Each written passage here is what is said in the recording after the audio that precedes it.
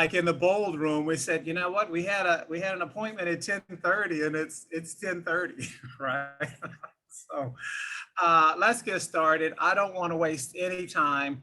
I am so thankful and so honored that Maria Rincon McMahon, and I'm trying to get used to adding that to the end, I Maria. know it's long, Right? Oh no, but it's a beautiful thing. I was so happy for you guys and so honored that you invited me to the wedding, which was just it was fantastic. And I couldn't be any more proud of you. I feel like a proud papa at times, right?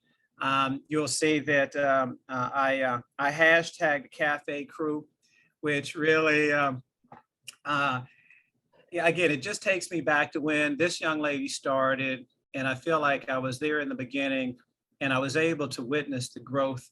And it's the reason why I wanted her on here to share today, because her story is fantastic. And if that was not your intent, I don't want to lead you in any direction, but I can tell you that she is not just a beautiful woman, but she's even more beautiful on the inside. The way she shows up for her family and her kids, you all know how that just touches my heart. So I won't I won't belabor that, but I love you, sweetheart, and the floor is yours. Awesome. Well, I love you too. You're one of my favorite people and mentors since, day one. So I'm honored to be here. And I love that you do this call weekly. I think it's weekly, right? I just think it's wonderful because especially now more than ever, having that community and that cadence of touching base and getting in front of people and seeing each other and hearing from different people is just super important. So a little bit, I'll get more into kind of my story here in a couple minutes, but I've been licensed. For those of you that I don't know on here, I am a real estate agent. My name's Maria Rincon. McMahon is a recent addition to that. And I have been licensed for almost 9 years, always with KWDPR since I got licensed. And then in January of 2021, I took a role with one of my favorite people on planet Earth, Tim Heil, who is just always doing amazing things and growing this company, Homeward. And I joined on with him to help him grow that and scale that, and been doing that since January 2021. And that's been a heck of a ride, completely different problem solving, super fast growth. So a different role, right? And so now, I'm in that role. I am talking to real estate agents all the time. Right. I'm out, I'm training agents, I'm talking to agents. And what I'm hearing right now, a lot of is, people being super uncertain about where we're at right now, where we're headed next year. A lot of people are saying, hey, we got to get back to the basics, get back to the basics. And what I'm found is a lot of y'all have never lead generated, right? Have never really, like, cold call's a bad word. And so it's interesting to me because I grew my business, when I started, and again, I'll get into this more later, but I was a single mom with 1-year-old babies, twins, and it was a sink or swim situation. So I was cold calling on a daily basis. I was door knocking. I've door knocked 100 doors in 34 degrees. I've door knocked 100 doors in 100 degrees. And that kind of lead generation, it has to come from somewhere inside, right? It's not something that you wake up and you just say, oh, I can't wait to go freeze my butt off and door knock and get doors slammed in my face and have people tell me that, they won't come to the door, right? It has to come from somewhere inside. And I think that's what's really important to kind of get back to right now. So one of my favorite quotes, and if you've heard me present before, you've heard me say this, but one of my favorite quotes is Warren Buffett's quote that says, only when the tide goes out do you discover who's been swimming naked, right? And that is so true right now, because as I'm talking to agents who haven't had to lead generate, right? It's it's been such a crazy ride. It's been such a crazy market that they haven't had to do that, haven't had to get to that grind. But that's going to show up, right? That'll show up next year because like, let's look at what the tide looks like right now, right? We have over 1.6 million real estate agents in the nation. That's up over 50% from 2020. We're up 50%, more than 50% more real estate agents in the industry right now than in 2020. And looking at next year, we're projected to be down 30% in transactions.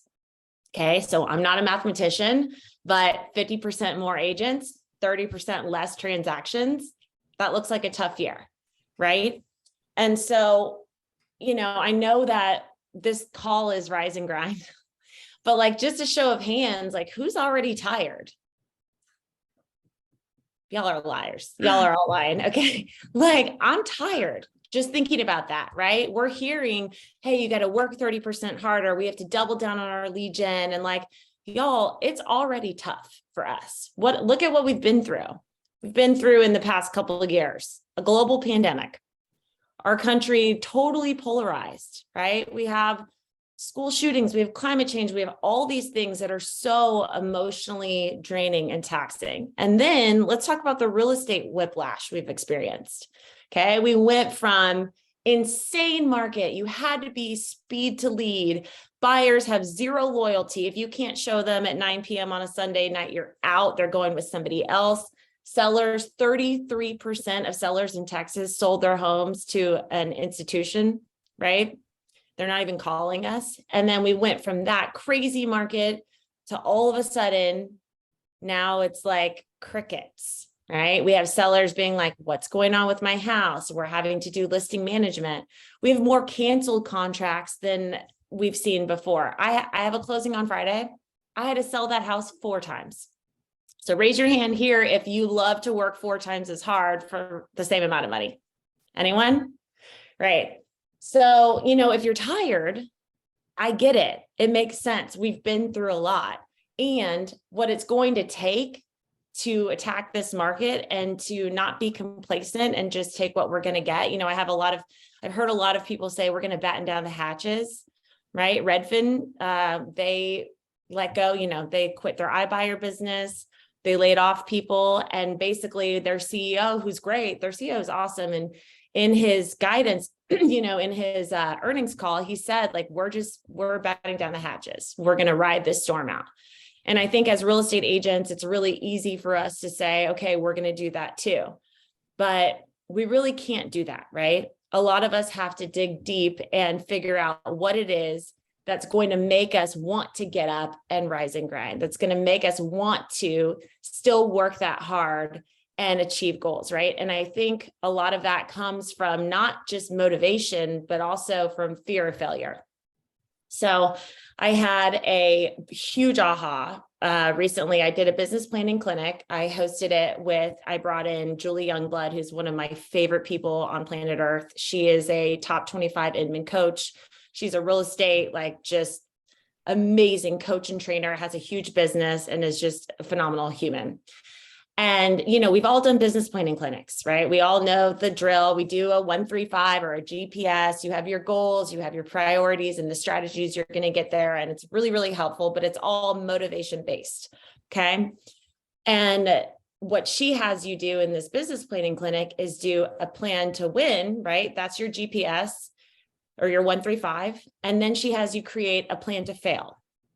Because what she said is, regardless of what you're doing, you're following a plan. You're either following your plan to win, and if not, by default, you're following your plan to fail. The problem is that most of us are not aware that we're following a plan to fail. We don't, it's like what Gary Keller says, that you're losing so slowly, you feel like you're winning, right? And so she has you write out just like a GPS, but what is the main thing that you're afraid of, the thing that's keeping you from wanting to fail, right? The thing that if you don't do this plan to win, who are you letting down, right? And it was crazy to me because it made me go back to my story. made me go back to the beginning and think, and this is going to sound really bad, right? In the beginning of her talk, she says, I'm going to go ahead and give you all permission to not have your kids be your big why.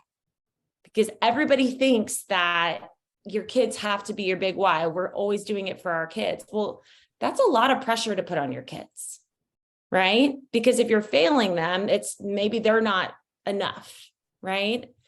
And so I love that, because while my kids were obviously, so like a little bit of background, when I found out I was pregnant with the boys, I was in a relationship. I was in Arizona. We were not planning to get pregnant or have babies or get married or anything like that. We were just having fun.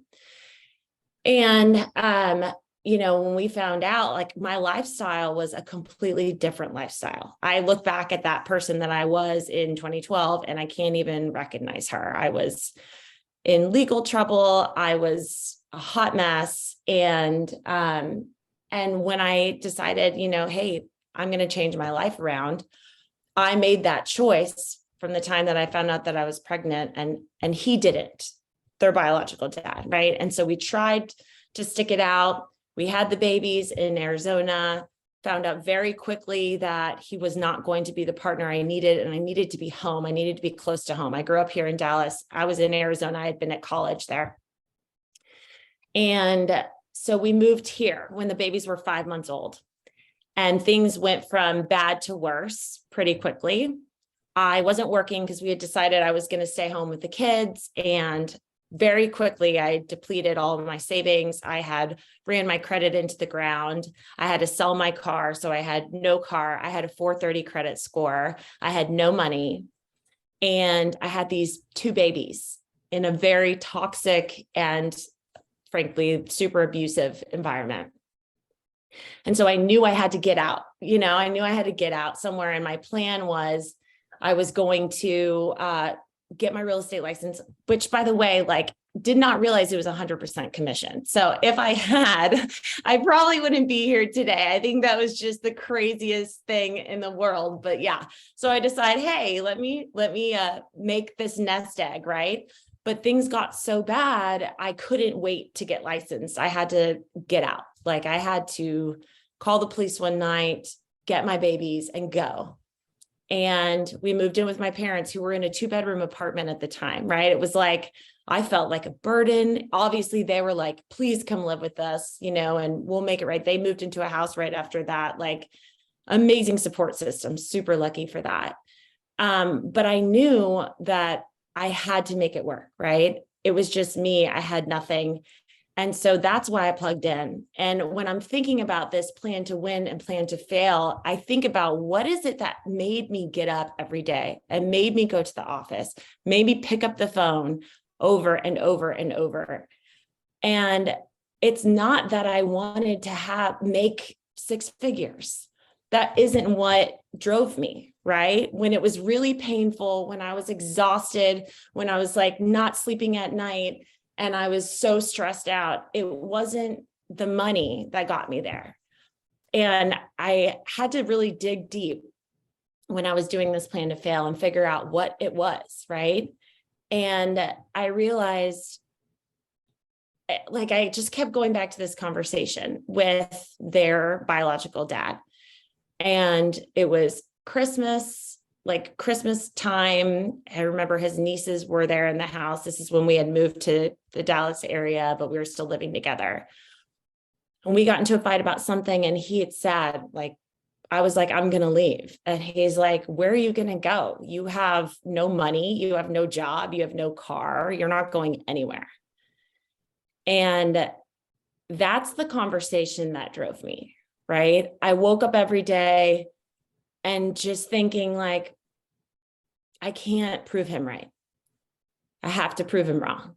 And whether that's a healthy motivation or not, that is what did it for me. It was yours. Right. And so when you're thinking about that, so in writing this plan, I think, and I'll send it to you, Ben, and you could share it out with your group. It just looks like this. It's here's your GPS, and then this is your plan to win. And then this is your plan to fail. And what you do is you have your failed dream. what it means to fail, right? Like for me, he would be right? I would prove him right. But then you have the three items on there are the things that you start to tell that you're failing, right? Like I have procrastination. Like what's gonna cause me to fail, the plan to fail is I'm gonna procrastinate. That's my number one thing. I do that all the time. And when I notice I'm doing that, I'm gonna have 5 things that Julie calls yoinkers. But basically that 5 things I have written down on paper that will take me out of that procrastination habit. I notice that I'm procrastinating, so I'm going to call Julie. I'm going to call a friend who's going to talk me out of it. I'm going to go for a walk. I'm going to get out of it. I'm going to go revisit my vision board. I'm going to go have a conversation with my kids, right? I have these 5 things when I know that I'm procrastinating. This is my plan, right? And then I have too busy on here, which is like not saying no enough to things that are not going to drive me towards my plan to win. I say yes to a lot of things because I want to do all of these things, but we can't do everything if we want to do the most important thing, right? Which is, it is what it is for you guys. It may not be money. It might be more freedom. It might be more time with your family, whatever that goal is. If you're not driving towards that, you're driving towards your plan to fail. And so I just wanted to share that with you guys, because to me, it was such a huge aha in realizing like, sometimes motivation isn't enough. It's not like the big goals. We're not going to go, we want to go kill it next year and we want to crush it. And sometimes it's just like, we just don't want to fail. Right. And that might be what makes you get up and do the hard thing, because next year is going to be hard, but we can do it. Right. So that's what I got for you guys. I would love to share this with you, Ben, and have you guys share it out, because I think it's such a powerful tool just for the self-awareness. Absolutely. Well, again, sweetheart, I tell folks, I would not have you on if I didn't think you could bring the meat this week. And you have, right? I can assure you someone on this call needed to hear it. And it makes me revisit almost the exact same thing. Early in my real estate career, my old broker said, when I was going to move to a 100% company, she said, Ben, you can't do that. You won't succeed. And she was the motivation I needed to go from the Prudential to basically Realty Executives, i.e. RE/MAX, right? She was the motivating factor for me because she doubted me. And everyone on this call who knows me well knows that I'm an athlete. And just doubt me, and then watch me go to work, right? So I appreciate you sharing that. And again, we also, we have to say no to things that do not move the needle forward. And I can assure you, there's 20 people on this call that also needed to hear that, because we're all givers, right? We're all givers. And we want to give to so many people, but sometimes, especially when things are challenging now, we've got to say no, oftentimes more than we're saying yes, right? Yep. So don't be afraid, Rich. Come on, Randy, don't be afraid. Don't be afraid to say no. Crystal, don't be afraid, right? Kel, sorry, it's not part of the plan. It's not. So guys, I love you. Marie, I so appreciate you, sweetheart. Guys, I can tell you that we do have, oh gosh, I don't even know the schedule. Is it next week? Christina, are we on next week? Okay, so I think, as she looks, I think we're on next week. I think we will take a break for Thanksgiving. And I think that our last episode, will be somewhere around December 15th. No break. Okay. It's always Tuesdays. Yes, okay, on Tuesdays. And so let me tell you that I had the pleasure of being in the room last week at Gary's Top 200 Individuals. And let me just tell you, I've got some amazing guests that are coming up that you will not want to miss, right? I can assure you, just like Maria, they're going to bring the meat, and you're going to be fed, and fed well, very well, my friend. So there it is. enough said. Let's go serve. Someone needs our help, and it's our responsibility to find who that is, right? So if you need me, holler at me. Maria, if you want to share that with me, we'll make sure we'll get it up someplace, probably on my page. I think we're all friends here. So we'll make sure that it gets in your hands, or reach out to me. I'm easy. Christine has probably put my information there in the chat, but it's 214-801-8800. 214-801-8800. You need me, holler at me. And guys, I appreciate you. We will see you all soon. Thank you. Thanks, Ken. Love you. Love you Bye, too very much. guys.